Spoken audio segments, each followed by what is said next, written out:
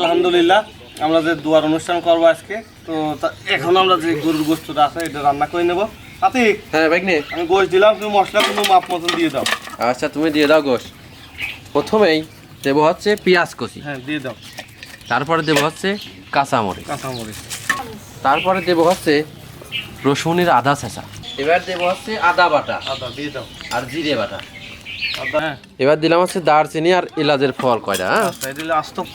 তারপরে এবার দেবো হচ্ছে শুকনো দিয়ে মশলা, এবার দেবো হচ্ছে মরিচের গুঁড়ো, আচ্ছা দাও, কি জাল তারপরে দিয়ে কিন্তু ধনিয়ার গুঁড়ো, হ্যাঁ দুই নিমিষ দাও। হলুদটা কিন্তু বেশি দিয়ে না, হ্যাঁ হলদির গুঁড়ো দিয়ে দিলাম। এবার তেজপাতা দাও। গোশতটা কি আসবে বেটা? হ্যাঁ তেজপাতাটা বাসনা, তেজপাতা মানে ছিঁড়ে দিয়ে আর তুমি তেলের বোতলটা নিয়ে আসো। তেল না আগে তাই নাই, কাম তো সারিছিল আজকে। লবণ না দিলে তো খাওয়া নে, লবণ প্রথমে বুঝি লবণ আর যেমন সেমন চাহিদা দেবেন, বেশি হলে কিন্তু ওই হুজুর আসে রাগ কমে নেওয়ার। আচ্ছা আর একটু তো দেওয়া লাগবে নাকি? দিয়ে লাগে পাইছে দাও। তেলটা দিয়ে গোশতটা মাহারি নাকি? গুনা একদম 700 গ্রাম তেল দেবা, বুঝতে পারলি? ঠিক আছে, কারণ তেল বেশি খাওয়া তো ক্ষতি। ক্ষতি আর দাম, প্রচুর দাম ভাগ্নে, বোঝা লাগবে। তেল কম খালে কি লস আছে কোনো? না না, থাক থাক, ওই হোপ বিসমিল্লাহ আল্লাহ।